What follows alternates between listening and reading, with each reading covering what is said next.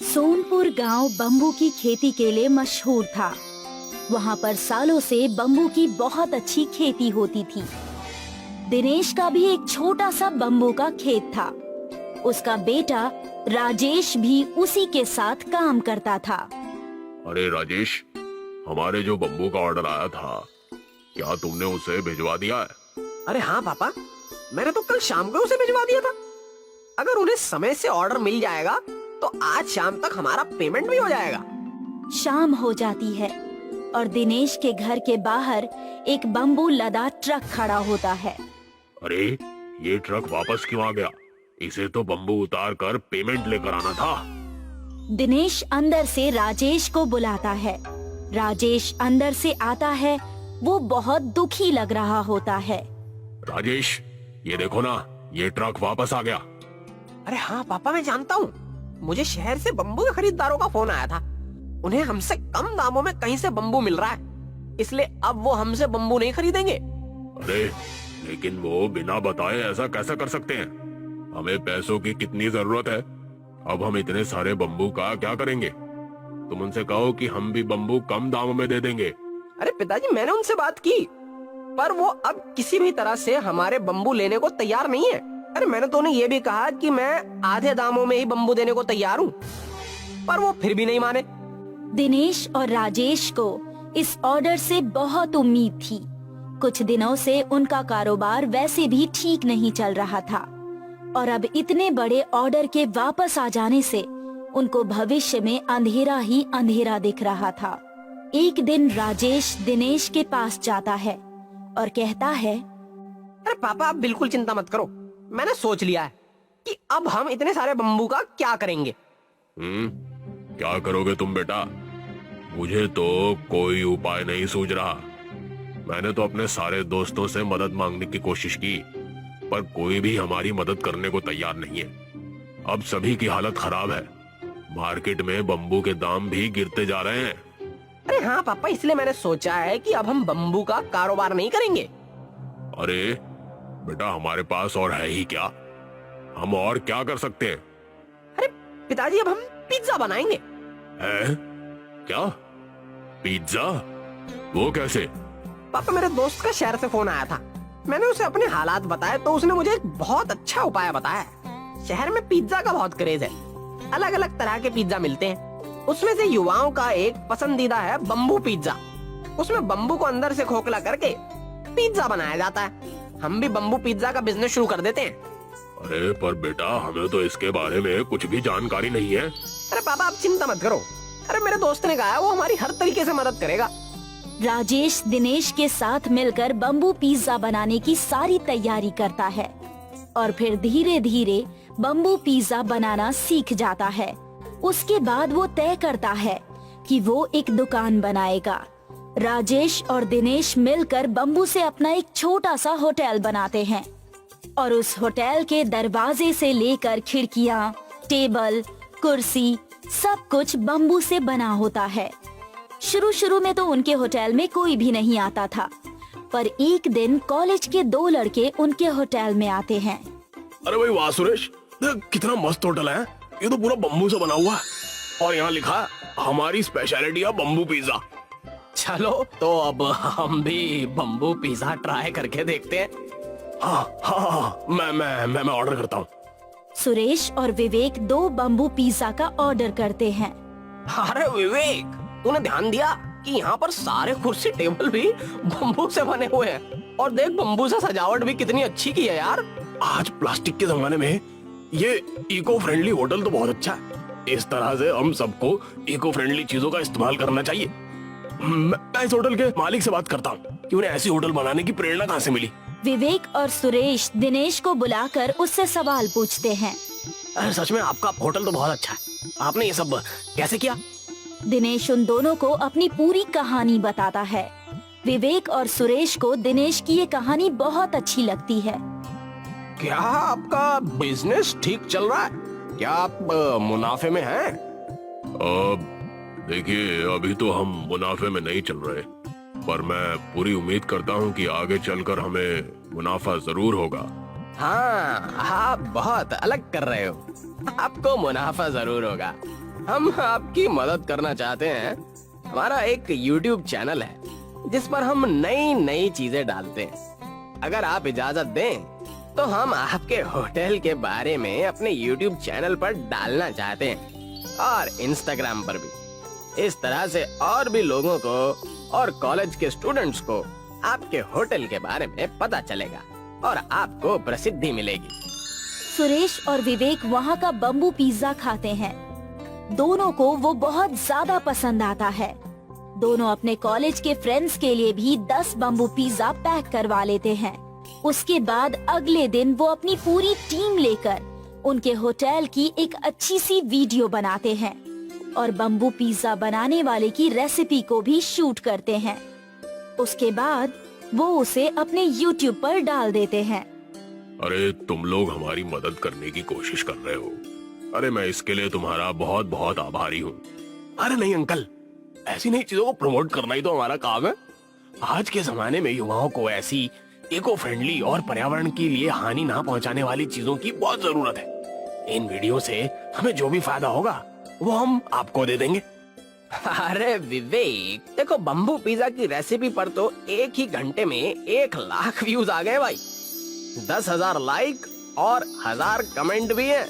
ये तो अभी तक हमारे चैनल की सबसे पॉपुलर वीडियो बन गई है। अब इस इको फ्रेंडली बम्बू होटल के बारे में बहुत से लोग जान जाएंगे। अंकल, अब आप फेमस होने वाले हो। इस तरह से बाप और बेटे के द्वारा शुरू किया गया बम्बू होटल फेमस हो जाता है। फिर वो धीरे धीरे मिलकर और भी शहरों में अपने ब्रांचेस खोलते हैं और इको फ्रेंडली बम्बू होटल और पिज्जा को पूरे देश में फेमस करते हैं। अर्जुन और आस्था गरीब किसान थे। उनका इकलौता बेटा था अभय। दोनों मिलकर अभय की हर जिद पूरी करते थे। अरे, आप इस महीने अपने लिए नई शर्ट लेने वाले थे ना? अरे लेने वाला तो था अभय की माँ, पर अब नहीं लूंगा। क्यों, क्या हुआ? अरे वो अभय जीन की पैंट की जिद कर रहा है ना। वो तो हर वक्त किसी न किसी चीज की जिद करता रहता है। ऐसे हम उसकी हर जिद थोड़ी ना पूरी कर सकते हैं। हमारी ही वजह से वो दिन ब दिन बिगड़ता जा रहा है। अरे अब जाने भी दो, छोटी सी तो जिद है उसकी, जीन पैंट की। वैसे भी मेरे पास तो शर्ट है, मैं अगले महीने नई शर्ट ले लूंगा। क्या फर्क पड़ता है? आपको तो समझाना ही बेकार है। जैसा आपको ठीक लगे कीजिए। हर बार अभय पहले अर्जुन की जिद पूरी करता था और वो कभी भी अपनी नहीं सोचता था, पर फिर भी अर्जुन नाखुश था। उसे गांव के अमीर घरों के बच्चों को देखकर जलन होती थी। उसे वो सब कुछ चाहिए था जो उनके पास था। ठाकुर के लड़के के पास कितनी सारी पैंट्स हैं, टी शर्ट्स भी हैं, उसके पास साइकिल भी है। काश मैं ठाकुर का बेटा होता तो वो सब मेरे पास होता। अरे ऐसा क्यों सोच रहा है? तेरे पापा तुझे फिर भी काफी चीजें दिलवाते हैं दोस्त। हाँ, पर सोच, अगर मैं भी अमीर होता तो मेरे पास कितने पैसे होते। मैं तुम सबको रोज मनपसंद खाना खिलवाता, कोल्ड ड्रिंक पीते, पिक्चर देखने जाते। सोच यार। हाँ, होता तो अच्छा होता, पर अभी हमारे पास जो भी है मैं उसमें भी खुश हूँ दोस्त। घर में उसके माँ पापा दोनों बैठे थे। अर्जुन पापा के पास गया। पापा, मुझे नई साइकिल, नए कपड़े और पैसे चाहिए। मांग तो ऐसे रहा है जैसे तेरे पापा के पास सोने की टकसाल हो। अब मेरे पापा गरीब हैं तो इसमें मेरी क्या गलती है? मुझे भी गांव के अमीर बच्चों की तरह रहना है बस। तेरे पापा तेरे लिए सब तो कर रहे हैं। तेरी जीन पैंट के लिए उन्होंने खुद शर्ट नहीं खरीदा। देख, फटी हुई शर्ट पहन रहे हैं। थोड़ी तो शर्म कर। अर्जुन ने पापा की फटी शर्ट देखी।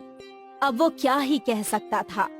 उसे सब कुछ चाहिए तो था, पर वो जानता था कि उसके माँ पापा उसे वो सब नहीं दे सकते। वो घर से बाहर निकल गया और जंगल की ओर चल पड़ा। वो अपनी फूटी किस्मत को कोस रहा था। काश मैं भी अमीर होता। हे भगवान, आप बस इतना कर दो कि मुझे ढेर सारे पैसे दे दो भगवान। अर्जुन ने जैसे ही अगला कदम रखा, वो एक बहुत ही गहरे गड्ढे में जा गिरा। उस गड्ढे से वो अलग ही शहर में जा पहुंचा। ये पूरा का पूरा शहर बांस का था। बांस के रास्ते, बांस के घर, बांस का कुआं। ये मैं कहाँ हूँ? और यहाँ सब कुछ बांस का क्यों है? अर्जुन यहाँ वहाँ देख ही रहा था कि अचानक आंधी चलने लगी और आंधी के साथ 2000 की नोट उड़ने लगी। हाँ, हाँ, पैसे, इतने सारे पैसे। अर्जुन ने उड़ते हुए सारे पैसे बटोर लिए। उसे अपनी आंखों पर यकीन नहीं हो रहा था।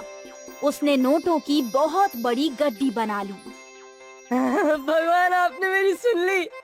धन्यवाद भगवान, धन्यवाद। यहाँ वहाँ दौड़ दौड़ कर अर्जुन थक गया था। उसे प्यास लगी थी। उसे पास में ही एक कुआं दिखा और वो पानी पीने गया। पर जैसे ही उसने बाल्टी ऊपर खींची तो उसमें पानी के बदले हीरे आ गए। हीरे? सही कहते हैं लोग, ऊपर वाला जब भी देता है छप्पड़ फाड़ के देता है। वाह वाह वाह, मेरी किस्मत। पहले पैसे मिले और अब हीरे। अब तो मैं गांव में सबसे अमीर बन जाऊंगा। सारी मनपसंद चीजें भी खरीद पाऊंगा। अब बस मुझे वापस गांव लौटने का रास्ता ढूंढना है। वो तो मैं ढूंढ ही लूंगा। अर्जुन ने हीरो की बाल्टी उठा ली और रास्ता ढूंढने लगा। वो कभी इस दिशा में जाता तो कभी उस दिशा में। काफी देर तक यहाँ वहाँ घूमने के बाद वो परेशान हो गया। इस बांस के शहर से बाहर जाने का रास्ता ही नहीं है। अब मैं क्या करूं? मुझे भूख भी बहुत लगी है। ढूंढता हूँ कहीं कुछ मिलता है क्या। अर्जुन एक पेड़ के पास गया जिस पर सुनहरे फल लगे थे। ये सुनहरे फल खाकर ही अपना पेट भर लेता हूँ। हाँ। अर्जुन ने एक पत्थर फेंककर एक सुनहरा फल तोड़ा। वो फल नीचे गिरा। अर्जुन ने उस फल को खाना चाहा तो उसके दांत दर्द करने लगे। ये फल भी सोने का है। भूख के मारे मेरे पेट में गुड़गुड़ हो रही है। और तो और यहाँ पानी भी नहीं है। अगर मैं अभी घर होता तो माँ अपने हाथों से मुझे खाना खिलाती। हे भगवान, मेरी मदद कीजिए ना प्लीज। अर्जुन का रोना सुनकर एक देवी उसके सामने आई। अर्जुन, तुम रो क्यों रहे हो? तुम्हें ही तो पैसे और सोना चाहिए था। नहीं, मुझे ये सब नहीं चाहिए। मुझे अपने घर वापस जाना है, अपने माँ पापा के पास। पर वो दोनों तो गरीब हैं। वो तुम्हारे सारे शौक पूरे कैसे करेंगे? बेहतर होगा कि तुम यहीं रुको। यहाँ कितना सारा सोना है, पैसे हैं, वैभव ही वैभव है। नहीं देवी माँ, मुझे ये सब नहीं चाहिए। मैं समझ गया हूँ कि जीने के लिए पानी, खाना और माँ पापा कितने जरूरी हैं। तो अब तुम घर जाकर अपने माँ पापा से किसी भी चीज की जिद नहीं करोगे ना? नहीं, बिल्कुल नहीं। मुझे सोना पैसा कुछ नहीं चाहिए। बस मुझे मेरे घर वापस भेज दीजिए। ठीक है, अब तुम समझ चुके हो। तुम्हारा कल्याण हो। देवी ने जादू किया और अर्जुन वापस उसी जगह में पहुंच गया। वो दौड़ते हुए अपने घर गया। माँ पापा, मुझे कुछ नहीं चाहिए। मुझे बस आप दोनों चाहिए, बस। अर्जुन ने रोते हुए अपने माँ पापा को सारा किस्सा बताया। हे देवी माँ, आपका लाख लाख शुक्रिया। आपने मेरे बेटे को सद्बुद्धि दे दी। धन्यवाद देवी माँ। आस्था और अभय ने देवी माँ का शुक्रिया किया और उस दिन के बाद अर्जुन ने किसी चीज की कभी जिद नहीं की। जो उसे मिलता वो उसी में खुश रहता। सुनील और आसिफ दो दोस्त थे। वो दोनों एक ही गांव में रहते थे और एक साथ बांस काटने जाया करते थे। हमें जंगल की निचली ओर जाना चाहिए।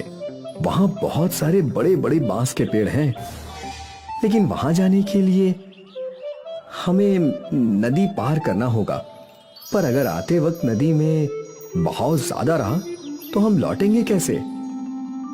हम तभी उस ओर जाएंगे जब नदी का बहाव कम हो, और जल्दी जल्दी बांस काट कर लौट आएंगे। ज्यादा लंबी बांस से ज्यादा पैसे मिलेंगे, वो सोचो। ये भी ठीक है, तो कल ही चलते हैं।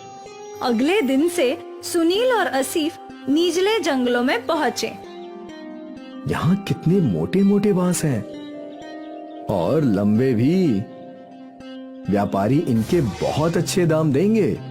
हाँ, उम्दा बांस पाकर दोनों बहुत खुश थे। वे लोग उन बांस को अपने गांव ले आए। वाह वाह, बहुत दिनों बाद ऐसे बांस देखे हैं। अब इनके दाम भी अच्छे लगाना। हाँ हाँ, एक बांस के 200 रुपए। तुम दोनों 5 बांस लाए हो, इनके हुए 1000। 1000 पाकर दोनों बहुत खुश थे। वो पैसे दोनों ने आपस में बांट लिए। रोज छोटे छोटे बांस से बस 300 रुपए की कमाई होती थी, आज 500 रुपए की। अब तो हम जंगल के निचले हिस्से में जाया करेंगे। हाँ, उस दिन से वो दोनों नदी पार करके ही बांस लाया करते थे और व्यापारी भी उन्हें अच्छे पैसे दिया करता था। एक सुबह दोनों दोस्त जाने के लिए निकले थे।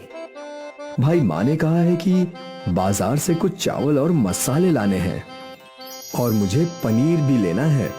तो चल पहले बाजार चलते हैं, फिर वहां से नदी पार जाएंगे। हाँ, दोनों काम एक साथ हो जाएगा। दोनों बाजार पहुँचे और उन्हें जो जो सामान लेना था उन्होंने खरीद लिया। देख दोस्त, कितना ताजा पनीर मिला है। आज रात तो मेरी दावत है, मैं भी आऊंगा खाने। आ ना, तुझे कभी मना किया है क्या? चल अब नदी पार चलते हैं, बांस काट कर बेचना भी तो है। हाँ हाँ।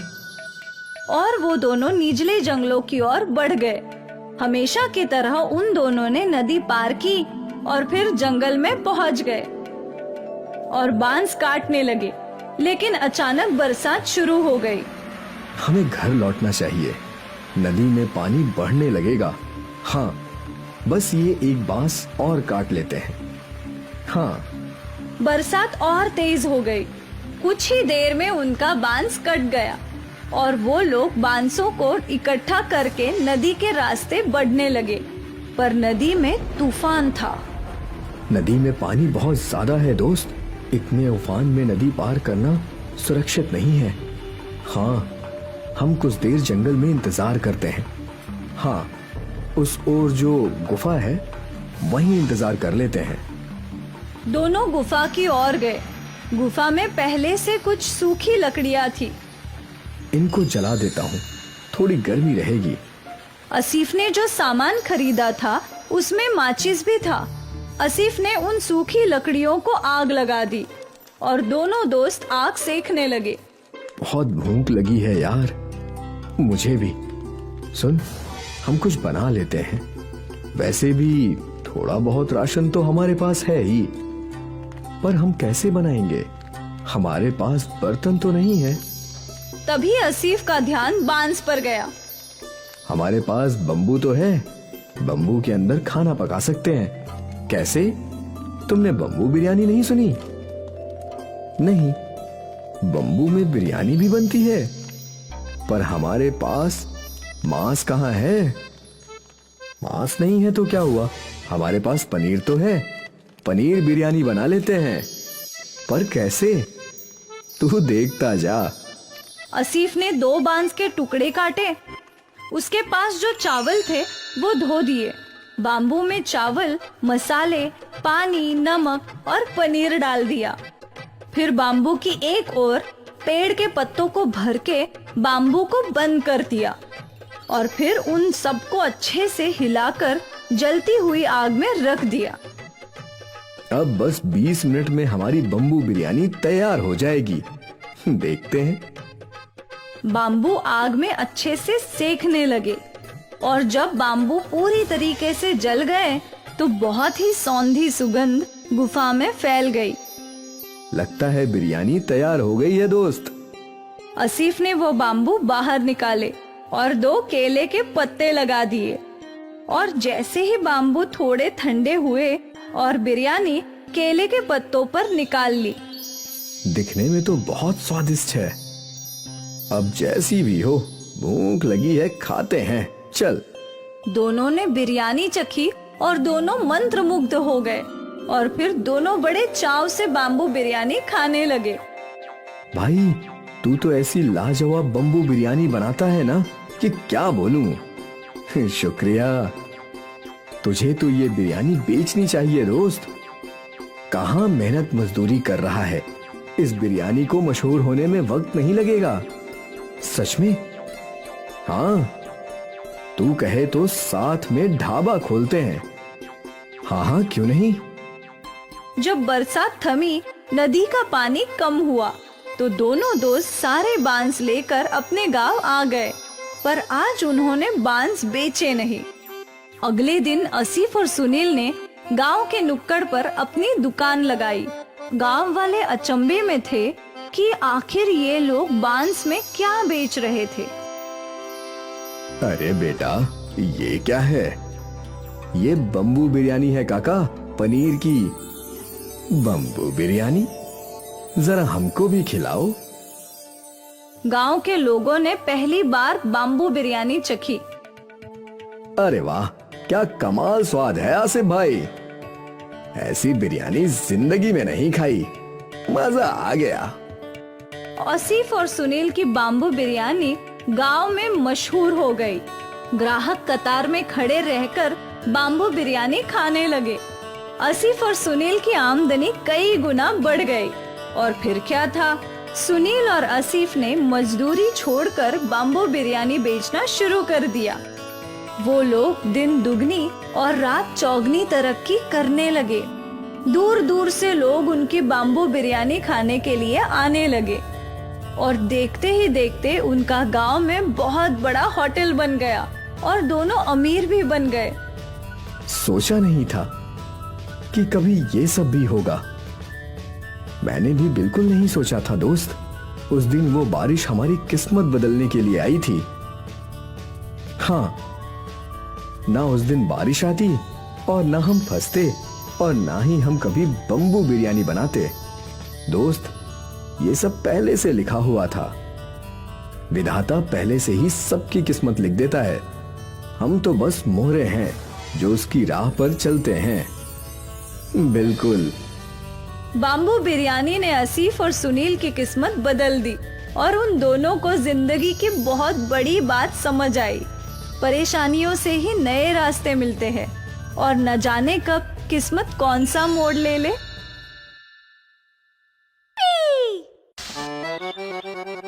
मिर्जापुर गांव में माया देवी अपने 2 छोटे बच्चों के साथ रहती थी।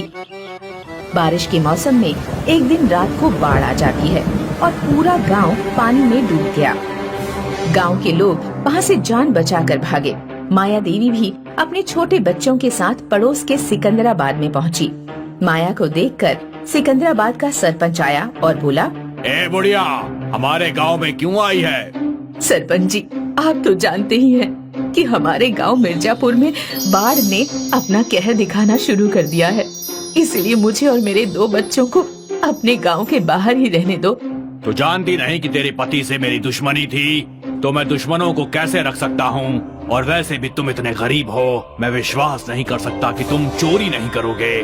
सरपंच जी, हम समय काटने आए हैं, हम चोरी क्यों करेंगे? ए बुढ़िया, ज्यादा सयानी मत बन और अपने बच्चों को लेकर यहाँ से निकल जा। माया सरपंच के आगे खूब रोई, गिड़गिड़ाई, लेकिन सरपंच तेज तेज हंसता रहा और माया को गांव से बाहर निकाल दिया। माँ, अब हम क्या करेंगे? गांव में पानी है और दूसरे लोग गांव में घुसने नहीं दे रहे। अब हम कहाँ जाएं? जंगल के अलावा भी तो कोई रास्ता नहीं है। माँ, हम इस सड़क पर भी तो रह सकते हैं। नहीं बेटा, यहाँ भी पानी आ जाता है और अगर पानी नहीं भी आया तो सरपंच नहीं रहने देगा। हमें इसकी नजरों से दूर जंगल में ही जाना होगा। ईश्वर ने जो भी लिखा है नसीब में, वो तो होना ही है। माया अपने बच्चों को लेकर जंगल में चली जाती है। जंगल में बहुत सारे बांस के पेड़ हैं। वहाँ 2 आम के और बाकी फलों के पेड़ भी हैं। माँ, यहाँ तो गर्मी बिल्कुल नहीं है और बहुत सारे फल भी हैं। अब हम यहाँ पर पेट भर के खा सकते हैं और आराम से रह सकते हैं। हाँ माँ, अच्छा हुआ वहाँ बाढ़ आ गई, क्योंकि ना तो वहाँ फल मिलते थे और ना इतनी ठंडी अच्छी हवा। बच्चों, बाढ़ बहुत अच्छे के लिए आई। हमें ऐसा नहीं सोचना चाहिए, क्योंकि बाढ़ के कारण जान और माल दोनों का नुकसान होता है। और हम जंगल में रह सकते हैं, लेकिन हमें यहाँ एक झोपड़ी बनानी होगी, नहीं तो जंगली जानवर हमें ही खा जाएंगे। लेकिन माँ, हम झोपड़ी कैसे बनाएंगे? हम लकड़ियों की मदद से झोपड़ी बनाएंगे। हाँ माँ, मैं पेड़ पर चढ़कर लकड़ी काट लाऊंगा।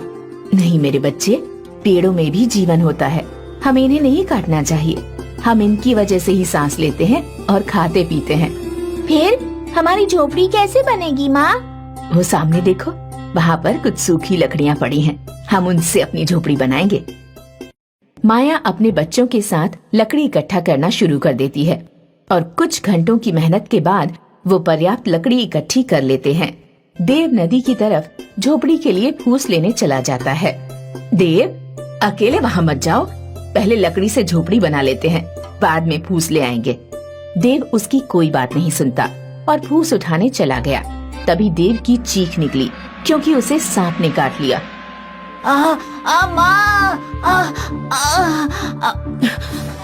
क्या हुआ देव? माँ, मुझे सांप ने काट लिया। यह बात सुनकर माया और मोनी दोनों रोते हुए देव की तरफ दौड़े। देव भी बेहोश हो चुका था। देव, देव, देव, बेटा, बेटा, हे भगवान, मैंने क्या बिगाड़ा है तुम्हारा? तुमने पहले पति छीन लिया, फिर घर और अब बेटा भी। भगवान, मेरा बेटा मुझे लौटा दो। तभी उन्हें एक आवाज आती है। माया, मैं जादुई बांस का घर हूँ। मैंने तुम्हारी बातें सुनी थी कि तुम अपने बच्चों को पेड़ों के बारे में समझा रही थी। ये देखकर मुझे बहुत अच्छा लगा। मैं तुम्हारे बेटे को अब वापस जिंदा कर रहा हूँ और तुम्हें रहने के लिए एक जादुई घर दे रहा हूँ, जिसमें तुम्हारा परिवार बिना किसी डर के रह पाएगा और तुम अन्य लोगों का भी भला कर पाओगी। मैं कोई सपना देख रही हूँ? अभी तुम्हारा बेटा ठीक हो जाएगा और एक आलीशान घर भी आ जाएगा, जिसमें खाने का पूरा ध्यान रखा जाएगा। बस तुम अपनी आंखें बंद कर लो। माया और मोनी अपनी आंखें बंद करते हैं और जादुई बांस का घर बनकर तैयार हो गया, जो दिखने में बहुत ही सुंदर है। तभी देव भी जिंदा हो गया और उसने अपनी माँ को आवाज लगाई। माँ, माँ। देव, तू ठीक है? हाँ माँ, मैं तो सोया था और आपने तब तक इतना अच्छा घर बना दिया। घर? तीनों पीछे देखते हैं तो वो भी हैरान रह जाते हैं, क्योंकि वहाँ बांस का जादुई घर है। वो तीनों जल्दी से घर के अंदर जाते हैं। अंदर से वो घर नहीं, महल है। देव और मोनी को वो घर बहुत पसंद आता है। वो वहीं रहने लगे और खूब फल खाते। इसी तरह तीनों रहने लगे। माया और उसके बच्चों के कुछ दिन आराम से बीत गए। फिर उन्होंने एक दिन देखा कि सरपंच भी बाढ़ से बचकर जंगल में भाग आया है। माया, मुझे माफ कर दे और मेरे परिवार को अपने घर में रख ले। माया, मुझे माफ कर दे। माया, आपने हमें अपने गांव में नहीं आने दिया, हम अपने गांव में क्यों आने दे? बेटा, मुझे माफ कर दो। कोई बात नहीं सरपंच जी, आ जाइए घर में। सरपंच ने जैसे ही अपने परिवार के साथ घर में कदम रखने की कोशिश की, जादुई घर ने उसको बाहर फेंक दिया और बहुत तेजी से जंगल में भी बाढ़ आ गई, जिसमें सरपंच और उसका परिवार भी बह गया। लेकिन जादुई बांस के घर को कुछ नहीं हुआ, वो सही सलामत रहा। कुछ दिन में बाढ़ का कहर शांत हो गया और माया अपने बच्चों के साथ जंगल में ही रहने लगी। एक गांव में रामू और मंगल नाम के 2 नाई रहते थे। दोनों की दुकानें आमने सामने थी। रामू सरल स्वभाव का और एक दयालु इंसान था। उसकी दुकान पर अक्सर एक बूढ़ा भिखारी आया करता था।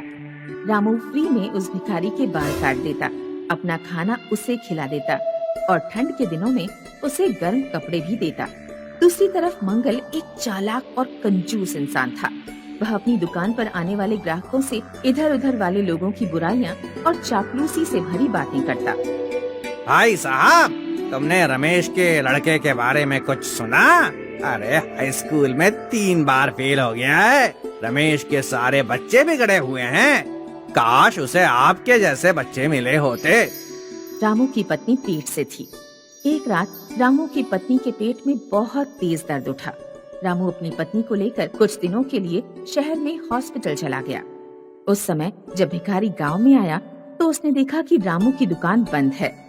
भिखारी मंगल की दुकान पर गया और बोला, बेटा, रामू की दुकान बंद है। क्या तुम मुझे खाने के लिए कुछ दे दोगे और मेरे बाल काट दोगे बेटा? अरे बड़ो, क्या तुम मुझे रामू की तरह फालतू समझते हो? मेरी दुकान पर हमेशा ग्राहकों की भीड़ लगी रहती है और मैं बहुत व्यस्त रहता हूँ। तुम्हारे बाल काटने का समय मेरे पास नहीं है, और वैसे भी अगर मैं तुम्हारे गंदे बाल काटूंगा तो मेरे हाथ और औजार गंदे हो जाएंगे। रही बात खाने की, तो मैं खाना होटल पर जाकर खाता हूँ। अब निकल लो यहाँ से, मेरा टाइम बर्बाद मत करो। कुछ दिनों बाद रामू जब अपनी पत्नी को शहर से लेकर लौट रहा था तो उसने देखा कि बूढ़ा भिखारी सड़क पर गिरा हुआ है। रामू ने अपनी पत्नी को घर भेज दिया। बूढ़े भिखारी को कंधे पर डालकर गांव के डॉक्टर के पास लेकर पहुंचा। मैं इन्हें होश में नहीं ला पाऊंगा।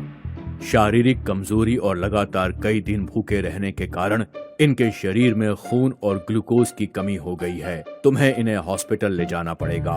रामू अभी अभी हॉस्पिटल से अपनी पत्नी की डिलीवरी कराकर आ रहा था। उसके काफी पैसे खर्च हो चुके थे। रामू के पास भिखारी को हॉस्पिटल में एडमिट करने के पैसे नहीं थे।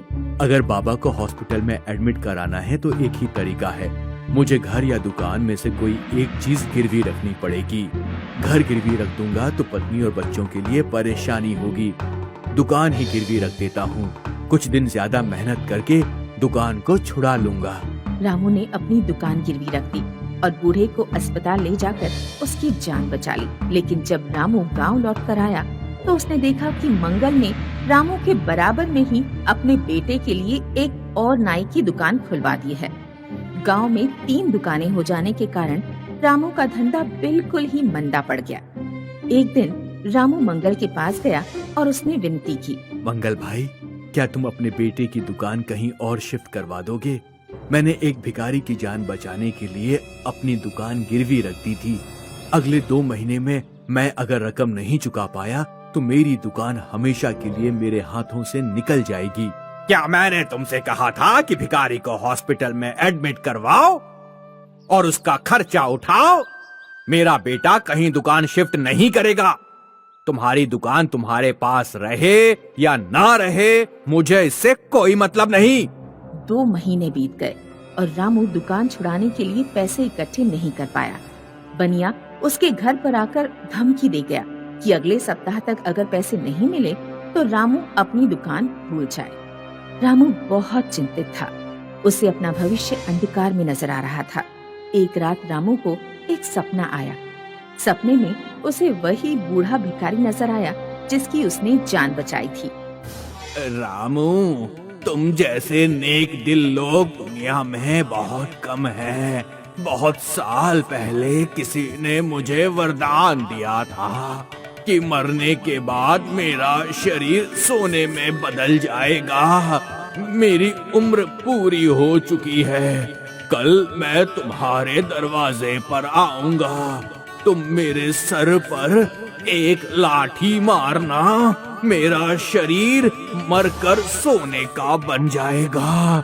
उसके बाद तुम अपने घर की आर्थिक स्थिति आसानी से सुधार पाओगे। अगले दिन जब रामू सोकर उठा तो रात में आए सपने के बारे में सोचने लगा। रामू को नहीं लगा था कि उसका सपना सच होने वाला है, लेकिन तभी उसे सामने से बूढ़ा भिखारी आता हुआ दिखाई दिया। नहीं, मैं किसी के सिर पर डंडा मारकर उसकी जान नहीं ले सकता। तुम किसी की जान नहीं ले रहे हो। मैं वैसे भी मरने वाला हूँ। जाते जाते मैं बस तुम्हारी थोड़ी मदद करना चाहता हूँ। रामू ने कपकपाते हाथों से भिखारी के सिर पर डंडा मारा। भिखारी का शरीर जमीन पर गिर गया और सोने का बन गया। मंगल उस समय दुकान पर जा रहा था। उसने यह सब देख लिया।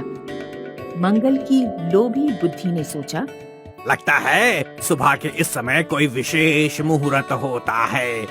अगर इस समय कोई घर के दरवाजे पर आए, भिखारी के सिर पर डंडा मारकर उसे मार दे तो उसका शरीर सोने का बन जाता होगा। मैं एक नहीं 3 भिखारियों को बुलाकर उन्हें मार दूंगा और उनका शरीर सोने का बना दूंगा। फिर मैं रामू से 3 गुना ज्यादा अमीर बन जाऊंगा। उस दिन शाम को मंगल मंदिर पर गया और उसने 3 भिखारियों को अगले दिन सुबह सुबह अपने घर पर आने का निमंत्रण दिया।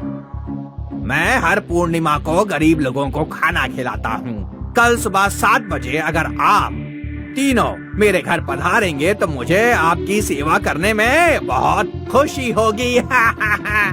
बेचारे भिखारी अगले दिन खाना खाने के लिए मंगल के घर पहुँचे। हमें आपकी आंखों पर पट्टी बांधनी होगी। दरअसल ये एक रिवाज है। मंगल, उसकी पत्नी और उसके बेटे ने तीनों भिखारियों की आंखों पर पट्टी बांध दी और फिर जोर जोर से उनके सिर पर डंडा मारने लगे। भिखारियों की चीख पुकार सुनकर गांव के लोग मंगल के घर पहुँचे। तीनों भिखारी मर गए, लेकिन किसी का शरीर सोने का नहीं बना। गांव के प्रधान तक ये बात पहुंची कि मंगल ने 3 भिखारियों की हत्या कर दी है। मंगल पर मुकदमा चला और उसे फांसी की सजा हो गई। सुनील और आसिफ 2 दोस्त थे। वो दोनों एक ही गांव में रहते थे और एक साथ बांस काटने जाया करते थे। हमें जंगल की निचली ओर जाना चाहिए। वहाँ बहुत सारे बड़े बड़े बांस के पेड़ हैं, लेकिन वहाँ जाने के लिए हमें नदी पार करना होगा। पर अगर आते वक्त नदी में बहाव ज्यादा रहा तो हम लौटेंगे कैसे? हम तभी उस ओर जाएंगे जब नदी का बहाव कम हो और जल्दी जल्दी बांस काट कर लौट आएंगे। ज्यादा लंबी बांस से ज्यादा पैसे मिलेंगे, वो सोचो। ये भी ठीक है, तो कल ही चलते हैं। अगले दिन से सुनील और आसिफ निचले जंगलों में पहुँचे। यहाँ कितने मोटे मोटे बांस हैं और लंबे भी। व्यापारी इनके बहुत अच्छे दाम देंगे। हाँ, उम्दा बांस पाकर दोनों बहुत खुश थे। वे लोग उन बांस को अपने गांव ले आए। वाह वाह, बहुत दिनों बाद ऐसे बांस देखे हैं। अब इनके दाम भी अच्छे लगाना। हाँ हाँ, एक बांस के 200 रुपए। तुम दोनों 5 बांस लाए हो, इनके हुए 1000। 1000 पाकर दोनों बहुत खुश थे। वो पैसे दोनों ने आपस में बांट लिए। रोज छोटे छोटे बांस से बस 300 रुपए की कमाई होती थी, आज 500 रुपए की। अब तो हम जंगल के निचले हिस्से में जाया करेंगे। हाँ, उस दिन से वो दोनों नदी पार करके ही बांस लाया करते थे और व्यापारी भी उन्हें अच्छे पैसे दिया करता था। एक सुबह दोनों दोस्त जाने के लिए निकले थे। भाई, माँ ने कहा है कि बाजार से कुछ चावल और मसाले लाने हैं और मुझे पनीर भी लेना है। तो चल पहले बाजार चलते हैं, फिर वहां से नदी पार जाएंगे। हाँ, दोनों काम एक साथ हो जाएगा। दोनों बाजार पहुँचे और उन्हें जो जो सामान लेना था उन्होंने खरीद लिया। देख दोस्त, कितना ताजा पनीर मिला है। आज रात तो मेरी दावत है, मैं भी आऊंगा खाने। आ ना, तुझे कभी मना किया है क्या? चल अब नदी पार चलते हैं, बांस काट कर बेचना भी तो है। हाँ हाँ।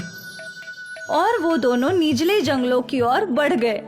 हमेशा की तरह उन दोनों ने नदी पार की और फिर जंगल में पहुंच गए और बांस काटने लगे। लेकिन अचानक बरसात शुरू हो गई।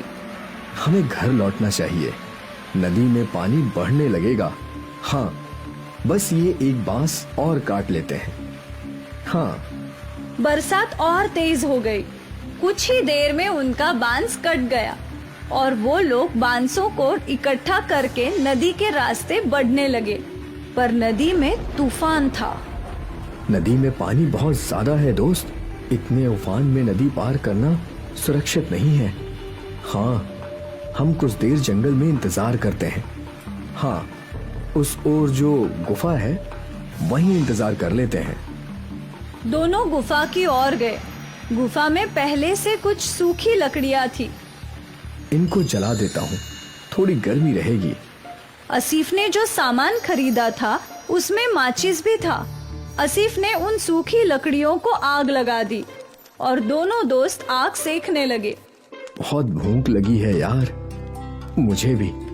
सुन, हम कुछ बना लेते हैं। वैसे भी थोड़ा बहुत राशन तो हमारे पास है ही, पर हम कैसे बनाएंगे? हमारे पास बर्तन तो नहीं है।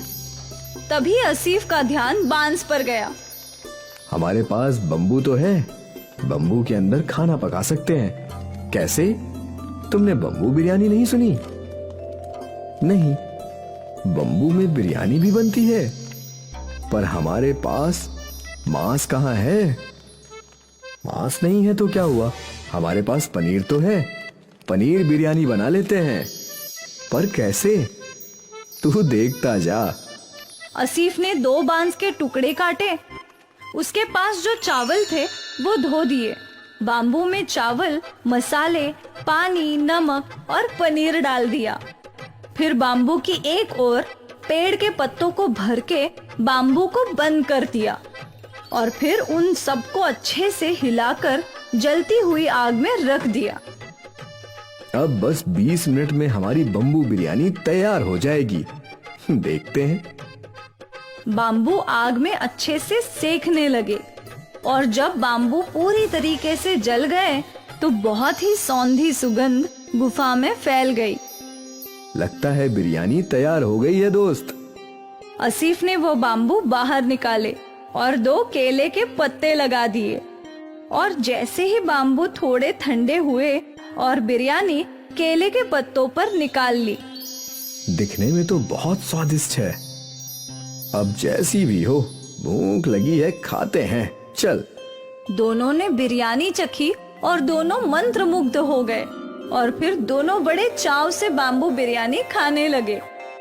भाई, तू तो ऐसी लाजवाब बम्बू बिरयानी बनाता है ना कि क्या बोलूं। शुक्रिया। तुझे तो ये बिरयानी बेचनी चाहिए दोस्त। कहाँ मेहनत मजदूरी कर रहा है। इस बिरयानी को मशहूर होने में वक्त नहीं लगेगा। सच में? हाँ, तू कहे तो साथ में ढाबा खोलते हैं। हाँ हाँ, क्यों नहीं। जब बरसात थमी, नदी का पानी कम हुआ तो दोनों दोस्त सारे बांस लेकर अपने गांव आ गए, पर आज उन्होंने बांस बेचे नहीं। अगले दिन आसिफ और सुनील ने गांव के नुक्कड़ पर अपनी दुकान लगाई। गांव वाले अचंभे में थे कि आखिर ये लोग बांस में क्या बेच रहे थे। अरे बेटा, ये क्या है? ये बम्बू बिरयानी है काका, पनीर की। बम्बू बिरयानी? जरा हमको भी खिलाओ। गांव के लोगों ने पहली बार बाम्बू बिरयानी चखी। अरे वाह, क्या कमाल स्वाद है आसिफ भाई। ऐसी बिरयानी जिंदगी में नहीं खाई। मजा आ गया। आसिफ और सुनील की बाम्बू बिरयानी गांव में मशहूर हो गई। ग्राहक कतार में खड़े रहकर बाम्बू बिरयानी खाने लगे। आसिफ और सुनील की आमदनी कई गुना बढ़ गई। और फिर क्या था, सुनील और आसिफ ने मजदूरी छोड़कर बाम्बू बिरयानी बेचना शुरू कर दिया। वो लोग दिन दुगनी और रात चौगनी तरक्की करने लगे। दूर दूर से लोग उनकी बाम्बू बिरयानी खाने के लिए आने लगे और देखते ही देखते उनका गांव में बहुत बड़ा होटल बन गया और दोनों अमीर भी बन गए। सोचा नहीं था कि कभी ये सब भी होगा। मैंने भी बिल्कुल नहीं सोचा था दोस्त। उस दिन वो बारिश हमारी किस्मत बदलने के लिए आई थी। हाँ, ना उस दिन बारिश आती और ना हम फंसते और ना ही हम कभी बम्बू बिरयानी बनाते। दोस्त, ये सब पहले से लिखा हुआ था। विधाता पहले से ही सबकी किस्मत लिख देता है। हम तो बस मोहरे हैं जो उसकी राह पर चलते हैं। बिल्कुल। बाम्बू बिरयानी ने आसिफ और सुनील की किस्मत बदल दी और उन दोनों को जिंदगी की बहुत बड़ी बात समझ आई। परेशानियों से ही नए रास्ते मिलते हैं और न जाने कब किस्मत कौन सा मोड़ ले ले।